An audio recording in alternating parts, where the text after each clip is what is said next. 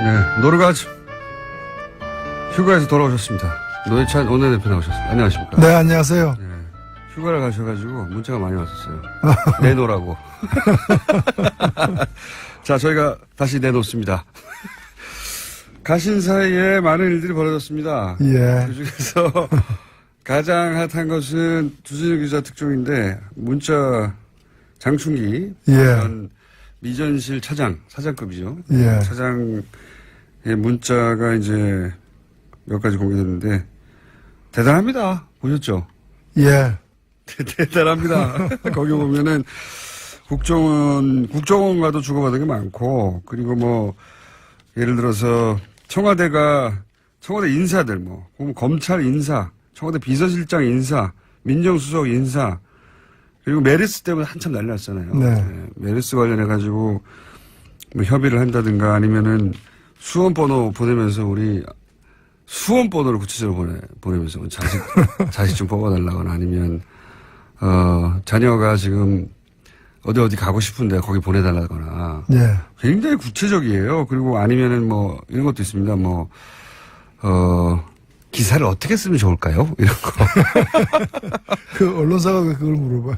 대단하지 않습니까? 좀 대단해요. 야, 우리가 흔히 하던 말로 삼성공화국이라고 말했었는데 그 실체 일부가 뭐 검찰총장 인사도 검찰총장이 직접 임채진 전 검찰총장이 자식이 어디로 가도록 도와달라. 야, 이거 대단하지 않습니까? 그렇죠. 뭐 밤의 대통령이었죠. 지금 보면은. 낮에도 대통령이었던 것 같아요. 이 문자들 중에 혹시 특별히 감동적이었던 문자는 없어요? 예, 저는 특히 뭐 다른 또도 다 문제지만은 언론사에서 네, 맞습니다. 개인적인 청탁을 하고 그것을 지면으로 보답하겠다라는 거는 네. 사익을 취한 대가를 갖다가 이 공론회장을 왜곡시켜서 갚겠다는 뜻 아닙니까? 이거야말로 언론으로서는 배신이죠. 배신이죠. 독자에 대한 배신이죠. 독자에 대한 배신이고 그 문자들도 아주 구체적입니다. 그리고 대부분 존경한다, 뭐 별거 없으시냐, 늘 감사한다, 충성을 맹세합니다. 완전히. 거의 그 용어가 예. 그 언어가 지나간 시대, 우린 지나간 줄 알았던 시대, 예. 봉건 시대의 용어예요. 맞습니다. 예. 그러니까 아직까지 그 봉건 시대의 어떤 그런 가치관과 그런 문화 속에서 살고 있는 사람들이 많은 것 같아요.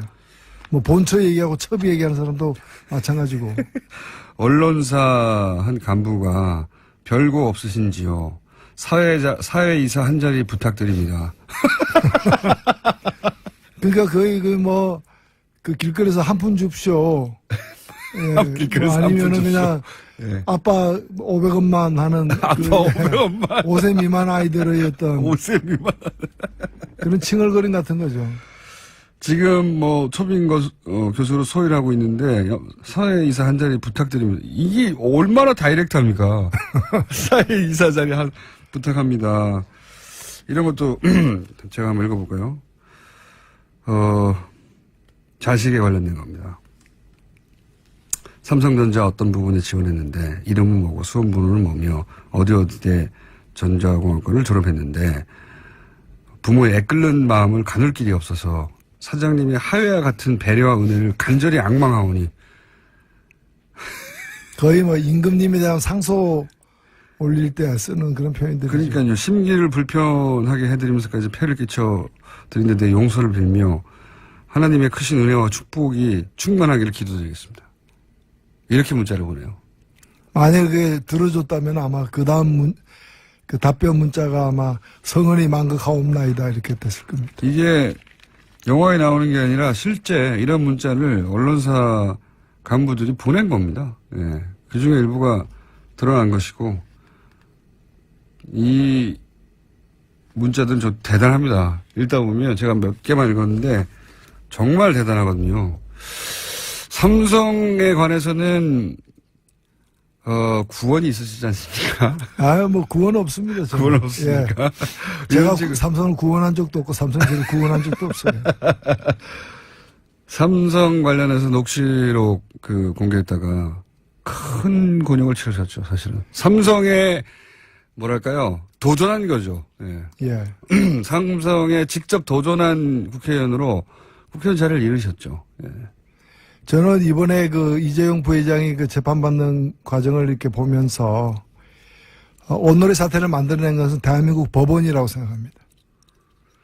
왜냐면은 이 삼성은 삼성 일가는 이병철 창업주부터 그다음에 이건희 이재용에 이르기까지 그 온갖 세습으로 일관했는데 경영권만 이렇게 탈법 불법으로 세습한 것이 아니고 이 범죄 행위도 세습을 했어요.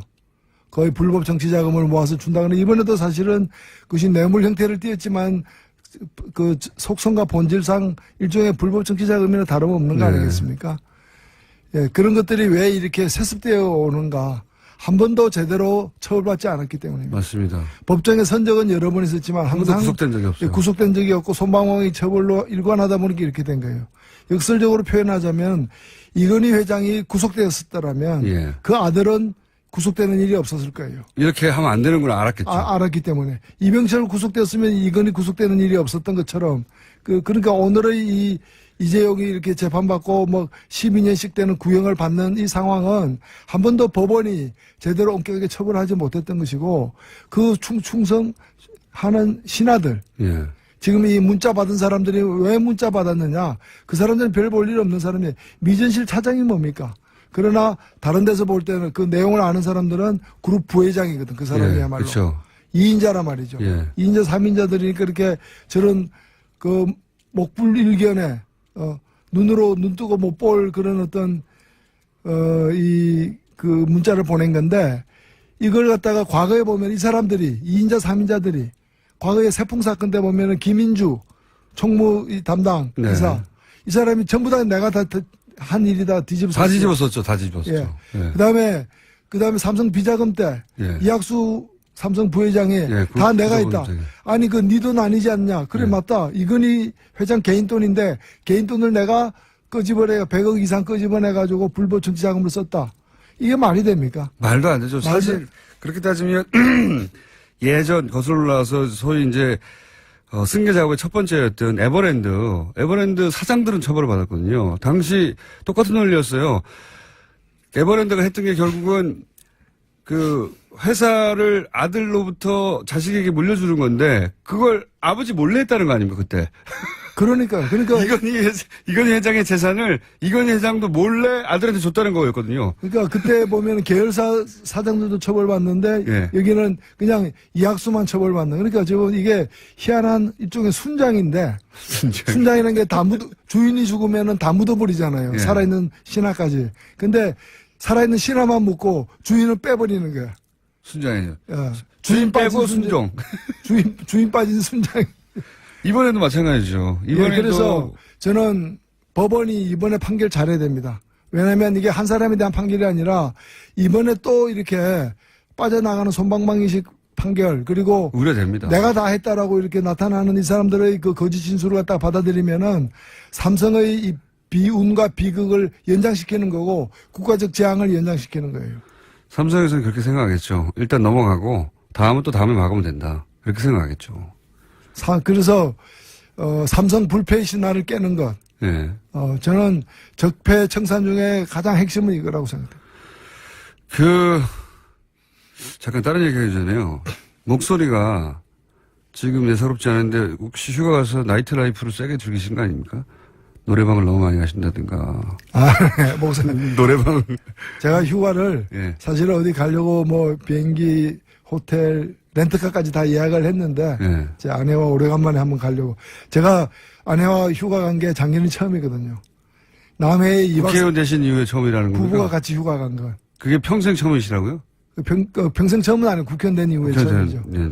처음인데 작년에 그냥 1박 하고 호출당해가지고 그냥 휴가 끝내고 불려왔어요. 네. 이번에는 제대로 가려고 했는데 생각을 바꿨어요.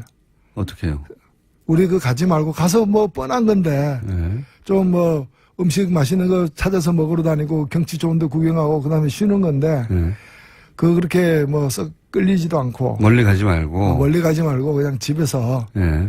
그냥 굶자. 그게 뭡니까? 무슨 국자는. 집에서 맛있는 거 시켜 먹자도 아니고 국자는 뭡니까? 근데 집에서 안 움직이고 예. 맛있는 것만 많이 먹으면 몸에 안 좋으니까 한번 예. 정향 휴가를 보내자. 디톡스를 하자, 몸을. 뭐 그런 거죠. 예. 그래가지고 일주일간 같이 이렇게 단식을 했어요. 지금 이제 어제부터 미음을 먹기 시작해가지고 목소리가 돌아오는 중입니다. 휴가를 고행을 하셨네. 이게 요구 조건 없이 단식했습니다. 아니, 그러면,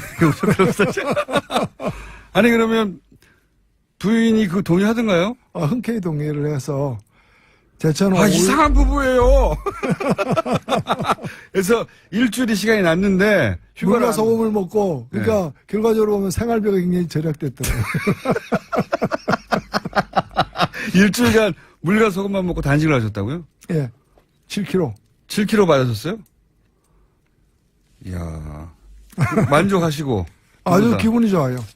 본인만 만족하시는 건 아니고요? 돈 굳었다고? 아니요.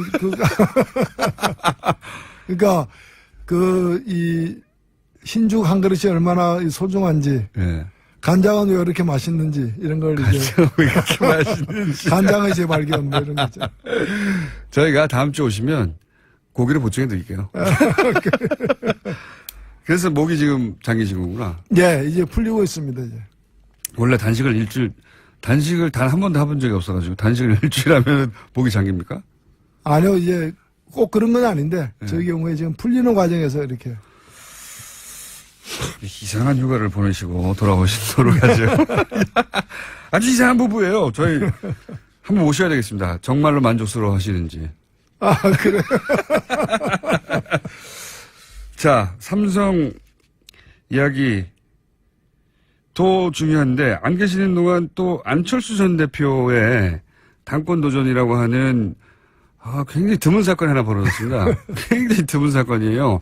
이렇게 대선 끝나고 채 3개월이 되기 전에 대선 후보가 이런 반대를 무릅쓰고 다시 출마하는 건 굉장히 이례적이거든요. 홍준표 대표 같은 경우에는 원했어요. 일부에서 나오라고 네. 굳이. 그 케이스하고 완전히 다른 당의 대부분의 인사들이 반대하는데도 나왔습니다. 이거 어떻게 보십니까? 왜 나왔을까요? 글쎄요, 근데 피선거권이 있고 참정권이 있으니까. 할 수 있죠. 나올 수 자격은 있는 것이고 또 당원과 국민이 판단할 문제인 것인데. 결과적으로는 그렇습니다. 다만 이제, 너무 이렇게 좀 혼자서만 이렇게 좀, 비분관계하는 그런 모습처럼 보여가지고. 나의 미래보다 당의 미래를 걱정한 거라고. 그거야 정치인의 표현으로는. 흔히 있을 수 있는 건데, 이 정치라는 거는 사실은, 국민들이 공감을 하거나 아니면 없는 공감이라도 불러일으키도록 만들거나. 그렇죠. 이렇게 돼야 되는데 어느 정도 공감할까. 특히 두만강을 건넌 안중근 의사의 심정이다라는 거는 본인으로서는 내가 지금 보통 심정이 아니다. 비장한 감정. 비장하다. 이렇게 말씀을 하신 것 같은데, 제가 이거 보면서 옛날 생각이 났어요. 1980년에 전두환 육군 소장이 5.18 쿠데타를 일으키고 정권을 다시 잡은 후에 자기가 이제 대통령이 된 거죠. 그러면서 가장 먼저 한 일 중에 하나가 뭔가 하면은 동학혁명을 일으켰던 녹두장군 전봉준 생가를 복원했어요. 그리고 그다음에 기념관도 만들고. 처음에는 의아했죠. 그리고 전봉준 장군 후손들이 생각하더라도 이게 무슨 관계 있습니까? 관계가 멀면 멀었지. 근데 나중에 얘기를 들어보니까 이 전봉준 장군이잖아요. 자기는 전두환 장군이잖아요. 전시 가진 어떤 장군이라는 데서 이제 영어로 하면 제너럴 존. 이제 공통점. 그 하나의 공통점 때문에. 이번에도 보면은 똑같은 예는 아닐 수 있겠습니다만은. 같은 안씨로서. 그렇죠. 안 의사잖아, 둘 다. 물론 이제. 근데 이제 그런 데서 친근감을 느꼈는지는 모르겠는데, 이게 국민들의 공감을 예를 들면, 생가보고 다른 사람도 아니고, 어찌해서 어떤 사람들은 생가보고 날 자격이 있느냐라고 되묻기도 사실 했었거든요. 그래서 이게 좀 공감을 일으키는 데는 어려운데 왜 이런 무리가 자꾸 따르느냐. 제가 볼 때는 이제 새 정치라는 게, 점점 국민들에게 이렇게 공감을 얻지 못하면서 생겨나는 어떤 무리수들이 아닌가, 그렇게 보여요. 당이 소멸할 것을 걱정했다고 했는데 실제로는 본인의 정치적 입지가 소멸할까봐 걱정한 거 아니냐 뭐 이런 그 반대쪽에서는 그렇게도 보이겠죠. 예 그렇게 뭐, 보이는 예. 그러면서 이제 극중주의 이것도 굉장히 많이 구설수에 올랐던 표현이에요. 극중주의가 뭐냐 그게 논리적 모순 아니냐. 그렇죠. 예. 이 중도에도 극단이 있느냐. 그래서 말이죠. 제가 볼 때는 중도로 안 통하니까 더 세게 한번 나가보자. 극중주의. 예. 근데 이게 일종의 새 정치가 새 포장 정치. 포장만 바꾸는 정치로 이렇게 계속 가고 있는 게 아닌가. 그래서, 하여튼 예. 당 대표는 되겠죠? 어떻게 전망하십니까? 뭐 51% 정도가 되겠죠. 아 넉넉하지는 않을 것이다 생각하시죠? 예, 거의 뭐 백중세라고 보여집니다. 만약에 당 대표가 못 된다면 그거가 오히려 굉장히 큰 타격 아니겠습니까? 엄청난. 글쎄요, 뭐 우리 국민들에게 그런 큰 타격이 있겠습니까? 본인에게 제 말은. 아, 이 본인에게. 본인에게. 안철수 대표 본인에게. 탈당은 안 이루어지겠죠? 정치를 오래 하신 분으로서 이제 전망. 근데 이 당 자체가 예. 제가 뭐 다른 당을 갖다가 이렇게 걱정할 처지가 아닙니다만 이 2017년에 그 대선을 위해서 만들어진 선거용 정당인 건 분명하지 않습니까? 그렇게 볼 수 있습니다. 그러니까 이제 선거에서 패배한 이후에 불안정할 수밖에 없는 것이고 결국에 유지되려면 선거용 정당으로 유지될 수밖에 없다고 봅니다. 왜냐하면 정책 이념에 같은 사람들이 모인 게 아니기 때문이죠. 그래서 안철수 후보를 다시 세우는 것으로 합의가 이루어진다면 유지될 것이고 그렇지 않다면은 아마 분리될 수밖에 없는 게 아닌가. 다만 그 분리되는 시간의 문제인 것이고 그리고 빠르게 분리되지는 않을 걸로 보이지만은 그런 어떤 이게 일종의 그 민주당에서 파생되어 온 정당이고 또 대선이라는 일회용 목적을 위해서 이제 만들어진 포말 정당이거든요. 포말. 예. 그래서 파생 정당, 포말 정당의 이 귀결이라는 것은 예. 우리가 뭐 한국 정치사에서는 굉장히 이런 사례가 사실은 많습니다. 맞습니다. 예, 많기 예. 때문에 그 지속적인 정당으로 정착하기가 굉장히 힘들죠. 그러면은 안철수 개만 남고 뭐 호남계도 혹은 비안철수 개는 따로 살림을 차릴 수도 있다. 그럴 수도 있죠. 예, 그럴 가능성이 과거의 전례를 보자면 충분히 있다 이렇게 전망하시는 거군요. 우리 과거의 경험 속에서는 그런 가능성이 많은 걸로 보여집니다. 과거에는 대부분 그랬죠. 그러다가 결국 사라지기도 하고. 예. 그렇죠. 합병되기도 하고. 댓글 공작. 안 계시는 동안 많은 일이 있었습니다. 댓글 공작에서도 뭐 3,500명이다. 정확하게는 3,500 아이디라고 해요. 30개 팀이다. 그러니까 국정원이 직접 개입했고 돈을 썼고 그 규모는 지금 밝혀진 건 빙산일각에 불과하다는 주장도 있긴 하지만 어쨌든 확인된 건 처음이잖아요. 예. 국정원 어떻게 해야 됩니까, 이거? 국정원한테 오랫동안 당해 오신 분은 없고. 예, 이번에야말로 이 국내 정치에 일체 개입할 수 없는 그런 이제 조직적 이제 황골탈퇴를 만들어내야 된다고 보고 저는 지금 국정원 이 개혁 발전위원회가 일단은 1차로 적폐 청산을 우선하고 동시에 국정원이 다시는 이런 일이 다시는 할 수 없도록 재발 방지를 시스템화하는 작업까지는 해내야 된다고 봅니다. 그렇긴 한데 이거 있지 않습니까? 이제 지시를 한 사람이나 혹은 뭐 중간 간부 정도는 분명히 처벌될 텐데 뭐 수위가 문제지. 실제 실행한 사람들 있지 않습니까? 네. 그 사람들은 어떻게 해야 됩니까? 저는 그런 뭐 주동하지 않고 예. 그걸 주도하거나 주동적으로 나서지 않고 뭐 한 달에 300만 원 줄 테니까 이거 해라라는 식으로 해가지고 가담한 사람들 같은 경우에는 그 이제 민간인들 말고 제 말은 국정원 직원들 중에도 직접 저는 직원들 중에도 마찬가지로 거기서 그걸 거역하게 될 경우에는 바로 보복당하거나 이렇게 자기 생계 수단 자체를 잃게 되는 경우들이 대부분일 것이기 때문에 예. 하급 직원들 같은 경우에는 그러니까 지휘권 없는 예. 하급 직원들 같은 경우에는 좀 사면을 전제로 이 작업을 해야 된다고 저는 봅니다. 사실 국정원이 뭐 아까 뭐 직원 아닌 사람들까지 그도 많이 연루되긴 했는데 과거에 그 중앙정보부 시절에 예. 한창 우리나라 군사 독재가 이제 극성을 떨었을 경우에는 때는 국정원 망원 있죠. 예. 국정원에서 이제 망원이라고 부르는데 뭐 망원경 할 때 망원. 예. 그러니까 이제 자기들이 이제 심어놓은 이제 일종의 국정원의 첩자들이죠. 정보원들. 예. 정보원들이 예. 다 합해 한 20만 명까지도 이르렀어요. 20만 명이요? 예, 20만 명까지도. 어마어마한 거죠.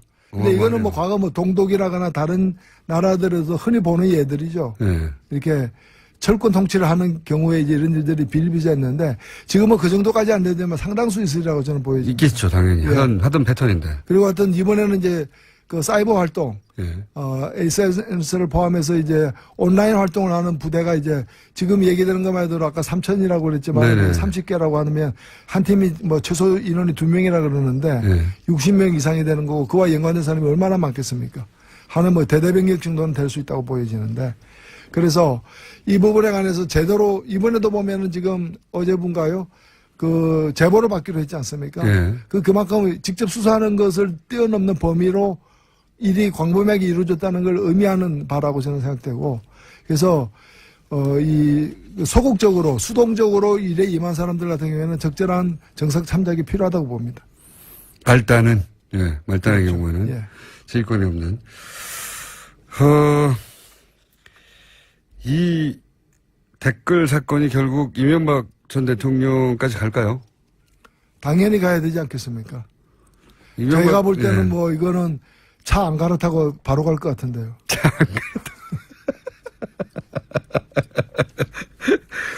아니, 그러니까 이게 이제 정치 공세다. 대통령이 뭐 댓글 다는 걸 알았겠냐. 이렇게 주장하는 사람들도 있지 않습니까?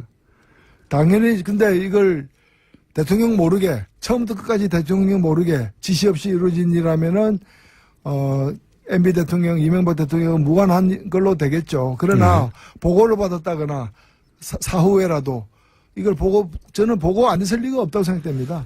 국정원이 대통령 직속기관이고 본인의 최측근이 원세훈 당시 국정원장이었고 그 시절에 벌어진 일인데. 그리고 심리 전단으로 운영되고 있던 일을 갖다가 이것도 다시 승격해가지고 심리 정보국으로다가 이런도 만들어서 거쳐했고. 그러면 이 일 자체가 그 국장 이 일을 책임자가 제가 볼 때는 위에 차장이나 여러 사람들이 있지만은 아마도 원세훈 원장에게 직보했을 거고 예. 원세훈 원장은 다시 이 독대 관계에 있는 정기 부정기적으로 독대 관계에 있는 대통령에게 보고를 했을 것이 분명하다고 보여집니다.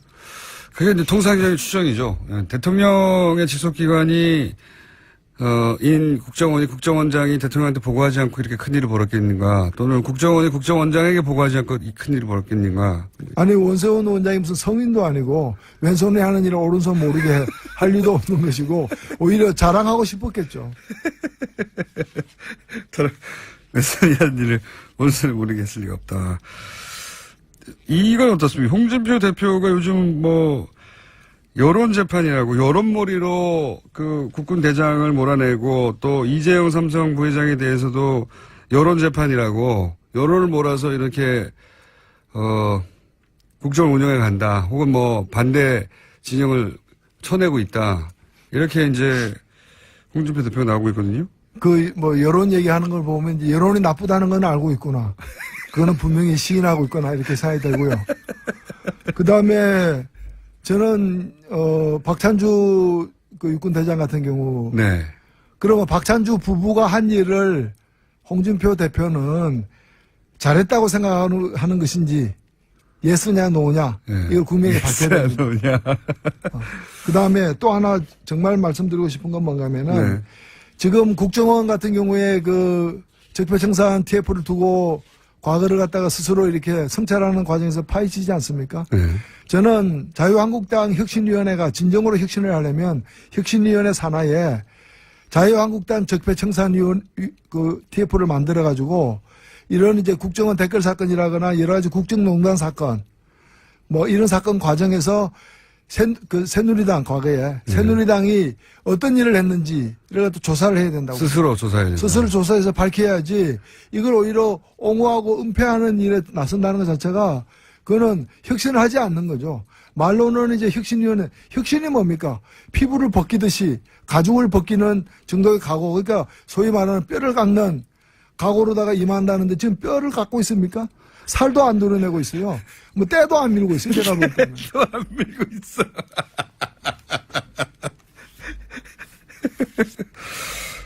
때를 안 밀고 때를 더하고 있는 것 같기도 합니다.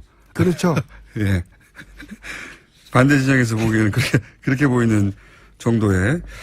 검찰개혁, 이제 벌써 시간이 다 가버렸네요. 검찰 이제 문무일 검찰총장이 와서, 검찰이 잘못했다, 과거에 대해 잘못했다는 건 처음이에요, 검찰총장이. 처음입니다. 예. 사실 참여정부 때도 대법원은 잘못했다 예. 해놓고 말만 하고 조사는 안 했어요. 예. 당시에 국정원은 잘못했다고 조사까지는 했단 말이죠. 예. 근데 그 당시에도 검찰은 잘못했다는 잘못했다는 말도 말은 안 했는데 없었어. 이번에는 예. 말이라도 했다. 말이라도 했다. 다만 이제 이 말로서 끝나는 게 아니기 때문에 예.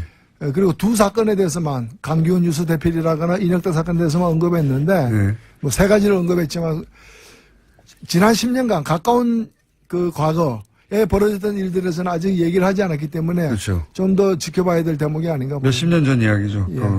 근데 이제 이 사과에 대해서 자유한국당이 검찰이 정치화한다. 굉장히 재밌는 비판입니다. 사과한 거에 대해서 검찰이 정치화한다. 그래서 우려스럽다. 이렇게 표현했거든요. 그 좀 언어 선택이 이게 정치화하고 무슨 관계가 있습니까? 잘못한 건 잘못한 것이고 또 이걸 보복이라고 얘기하는 것도 아니 그럼 모기가 보이면 잡아야지. 모기가 아까운 문제에 대한 보복이다. 뭐 이렇게 얘기하는 거. 그건 무슨 보복입니까? 당연히 해야 될 일이죠.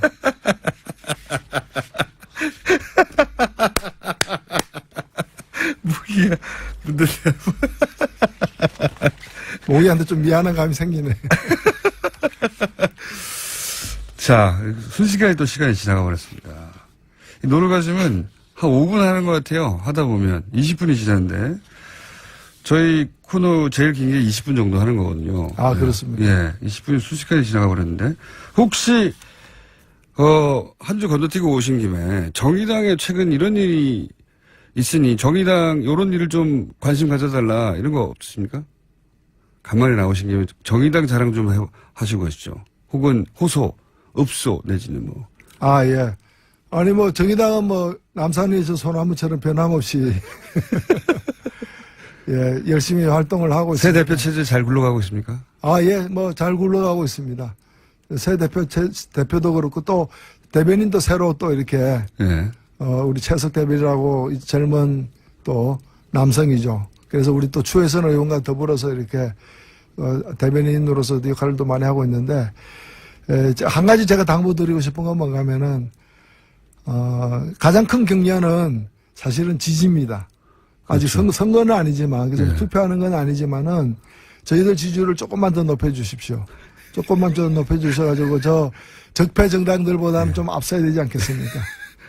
그래서 좀 더 많은 지지를 부탁드려 저희들이 그에 부응하도록 할 수 있도록, 예. 또 저희들이야말로 좀 뼈도 깎으면서, 깎으실 뼈도 잘 없지 않습니까? 예? 아직은 많습니다. 저희들 통뼈입니다. 덕표입니다. 자, 노회찬 원내대표가 돌아왔습니다. 예, 살까지 빼시고 일주일간 물과 소금만으로 연명하시다가 다음 주부터 이제 계속 나오십니다. 오늘 반가웠습니다. 지금까지 정의당의 노회찬 원내대표였습니다. 감사합니다. 네, 감사합니다.